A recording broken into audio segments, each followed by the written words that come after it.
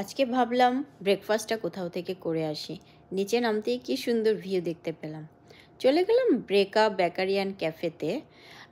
এটার অরিজিন একটা German cafeteria থেকে, তো এখন পর্যন্ত ওরা এই ট্রেডিশনটা ধরে রাখছে। এটা 24/7 আওয়ার্স, সো আপনি যখন যাবেন তখনই যেতে পারবেন, এটা একটা গুড থিং। এটার মধ্যে অনেক কিছু আছে, তার মধ্যে হচ্ছে different types of cakes, pastries, sandwiches and muffins, cookies and coffee তো আছে। আমি যে টাইমটাতে গিয়েছিলাম এটা লেস ক্রাউডেড ছিল। আমি নিয়েছিলাম এগ সালাদ স্যান্ডউইচ, যেটা আমি অল টাইম নেই। এরপরে আমি নিয়েছিলাম হচ্ছে স্ট্রবেরি ফিল্ড ডোনাট, আর হচ্ছে সাথে আমার কফি। সো আমি আমার ব্রেকফাস্টের ফার্স্ট থিং এগ সালাদ স্যান্ডউইচ, যেটা আমি অল টাইম খাই, এটা অলওয়েজ আমি নিই। এটা খুবই মজা, এটা আমার কাছে খুবই ভালো লাগে।